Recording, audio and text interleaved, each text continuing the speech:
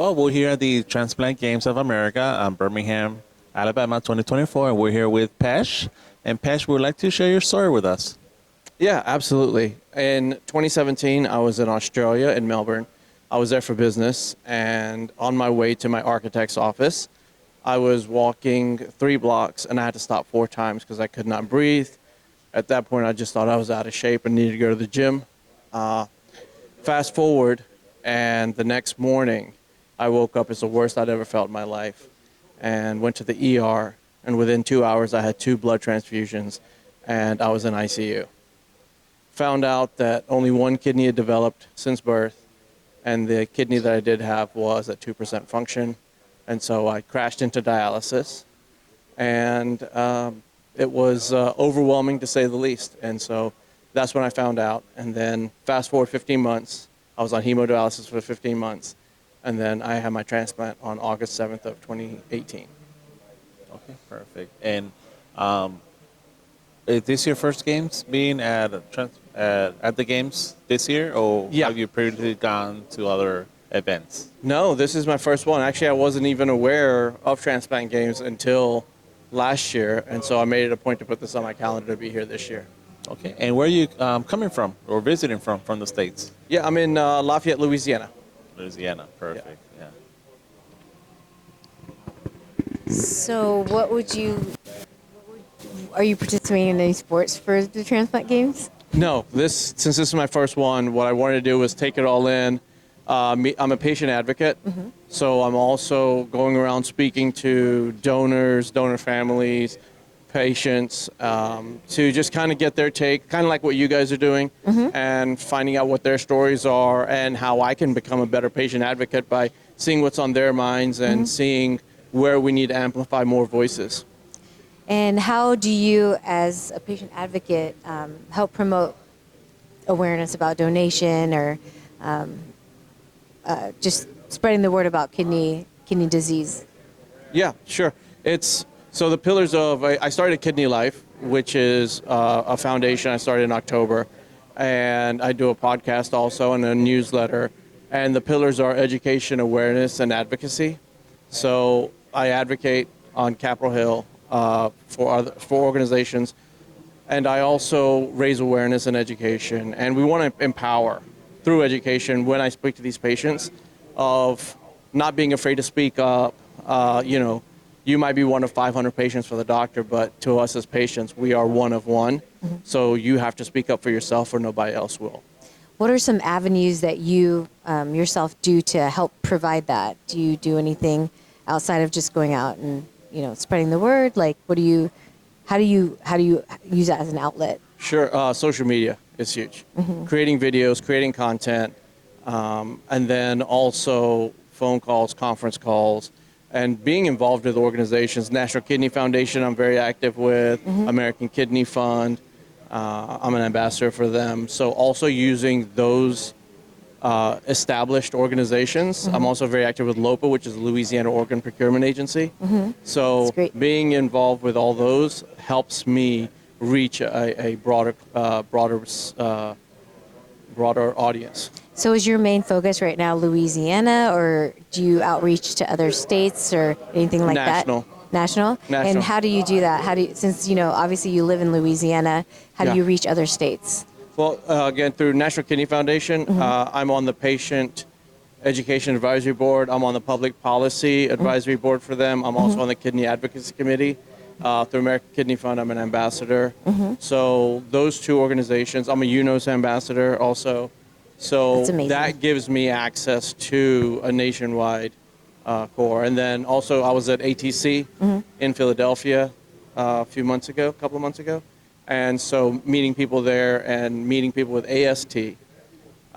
So that just helps me get out there. That's great. Yep. And how would you like to share with other patients or other caregivers or anyone in the transplant community to give them advice on how to do what you're doing? Research, put yourself first, and become a partner with your medical team. Don't be afraid to ask any questions. Don't be afraid to ask the hard questions. and also be honest with everything you're doing and you're dealing with, how you're feeling, even mental health. Mental health, I'm a huge proponent of taking care of your mental health, because if our medicines, if our doctors and everything that they're doing is working, but mentally we are stressed and anxiety and all those things that come with having a chronic disease and being so overwhelmed, then it's going to cause other issues, Yeah, you bring unfortunately. up a good point. Yeah. So, what would you suggest for other transplant patients in terms of mental health, or just how do they take care of themselves? Like, what would you suggest are good tips? First thing is, don't be afraid to have a conversation with people. Don't leave it in. Find somebody you can talk to, even if it's a professional. See a therapist. That's one big thing. Talk to other patients. You're not the only one going through this. I know when I first got diagnosed, the question was, why me? Why am I going through this? I'm the only one. Even though I had a great support system around me, I still felt alone. So knowing that you're not alone, reach out to me, reach out. I know you guys do a great job with what you guys are doing. So there's people out there that will help, that will sit there and listen to you. You just have to speak up, because if you don't speak up, it's not going to help you. So, who would be a good person to speak up to? Would this be like your physicians? Who do you recommend? You start with your Patients? physician, Okay. because I think your PCP or your nephrologist, I think they should be able to refer you to a therapist if that's what you really need. And then if you're afraid to speak to somebody one-on-one, they do have BetterHelp.com and where you can, in the comfort of your own home, where you don't have to go out there and speak to somebody face-to-face. And I know some people are more comfortable doing that. That's great. Those are great tips. And now it seems like you're very, very involved in awareness and advocacy. What guidance can you tell to those uh, potential donors, either an organ or stem cell or bone marrow? What kind of advice do you give them where to go if they're planning or they have doubts of becoming a donor? Sure. Donate Life, of course, is a great resource. You go to registerme.org if you have not registered to be an organ donor yet. There are over 103,000 people waiting on the transplant list right now. And for kidney, it's almost 90,000 people waiting. And again, we're born with two kidneys, well, most of us. And, there's a program with National Kidney Foundation called Share Your Spare. So you can still live. People live very healthy lives with just one kidney. So I encourage everybody to go out there and do that. And then, again, even if you don't have a chronic illness or if you don't have kidney disease or something else, if you're interested in being a donor of any sort, talk to your doctor about that also, because they can always lead you in the right direction. Oh, perfect. So, I heard that you have an organization of yourself that you have put together yourself.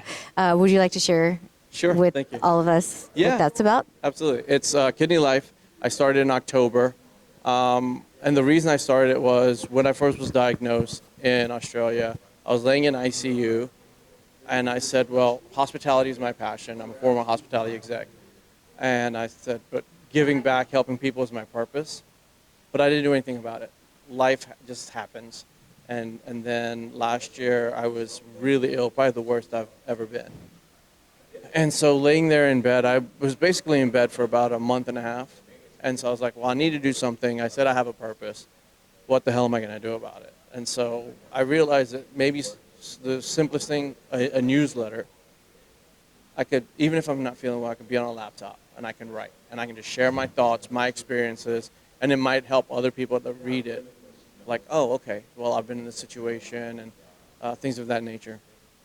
So I started with that, and then it just started growing.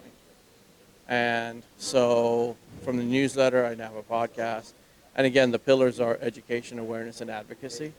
And I'm creating and I'm scaling so that I can do more patient outreach. I can partner with doctors and get their perspectives. I can come to events like this and see what's on people's minds, see what the latest initiatives are for different organizations, and do as much awareness creation as I can through social media, through conversations, and just through living a kidney life. Perfect. And on a final note, what would you like to see in the future on the transplant world? That nobody needs a transplant. That's what I'd love to see, is everybody is where they are. That's ideal. Like, I don't want, I tell people at the NKF and American Kidney Fund all the time, we want to get to a point where you guys don't have a job.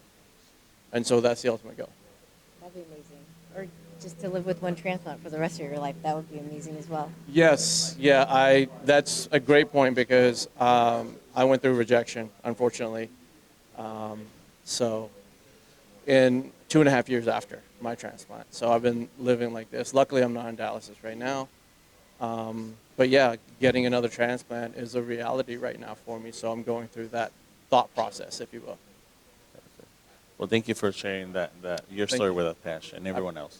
Thank you. Thank you for your time. I appreciate you guys. Thank you.